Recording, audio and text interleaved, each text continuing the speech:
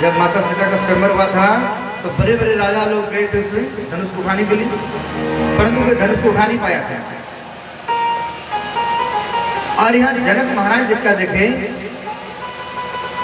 7-8 साल की माता सीता होगी, बचपन की अवस्था में, तो धनुष को कोई उठा नहीं पाता था। तो सीता माता क्या के बाएं हाथ में धनुष को उठाए और दाहिने हाथ से माता को फूटा लगाए और उसके बाद में साफ सुथरा करके पुताई करके और वहां पर धनुष को रख दिया। अब ये जनक जी महाराज देखिए कि धनुष को कोई उठा नहीं पाता है और मेरी बेटी बाएं हाथ में उठा रही है, इसका अर्थ है ये कोई साधारण लड़की नहीं है। परंतु उसी दिन प्रतिज्ञा किया, जो ये धनुष को उठा लेगा उसी के साथ में अपनी बेटी का विवाह करूंगा।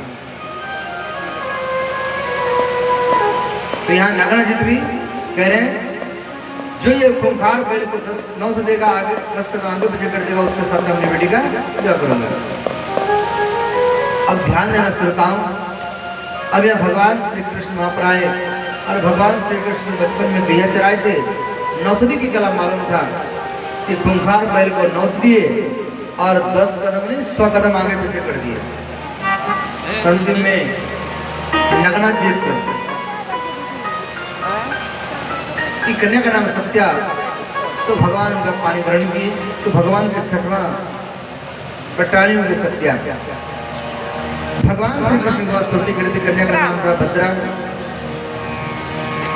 और ये भद्रा भगवान के 7वां पटानी में श्रोता। और उसके बाद में मंद्र प्रदेश के राजा की कन्या का नाम था लक्ष्मण, और वह अत्यंत सुरक्षा थी, तो उनके साथ भगवान उनका पानी ग्रहण किए। तो भगवान के 8वां पटरानी हो गए ये लक्ष्मण। तो याद रखना, जो डेली भगवान श्री कृष्ण के अष्ट पटरानियों का नाम लेता है उसके घर में कभी गरीबी नहीं आता है, उसके घर में कभी दरिद्रता नहीं आती है, उसके घर में पति पत्नी में प्रेम बढ़ता है। यहाँ कहा जा रहा है श्रोताओं, तो प्रथम पटरानी रुक्मिणी, दूसरी है जामवंती, तीसरी है सत्यभामा, चौथा है कालंदी, 5वां है मित्रविंदा, 6वां है सत्या, 7वां है भद्रा, 8वां है लक्ष्मणा। याद रखना, और याद नहीं रहेगा तो आकर के आप हमसे लिखा सकते हैं, ये निःशुल्क है, इसमें कोई रुपया पैसा नहीं लिया जाएगा।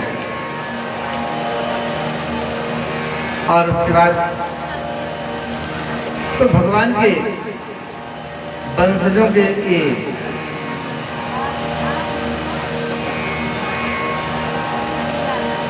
तो भगवान के अष्टपटानी के साथ संकीर्ण सर्वन के श्रोता, भगवान के और भी पत्नी हैं, और कितना पत्नी है तो 16,100। ये कैसे हो गया? तो एक भौमासुर नाम का राक्षस था और इनका इच्छा था जब मैं 1 लाख कन्या जब होगी तो मैं इसके साथ में विवाह करूंगा। तो ये कई राजाओं के राजकुमारियों को, सुंदर सुंदर राजकुमारियों को हरण करके लेकर आते थे और अपने महल में रखते थे। और महल में ऐसा इनका महल था जेल जैसा, उसमें कई दीवार था, लोहे का दीवार, पत्थर का दीवार, जल का खाई, बिजली का घेरा, और इनका ये सोचता इसी महल में कोई प्रवेश न करे। तो अंतिम में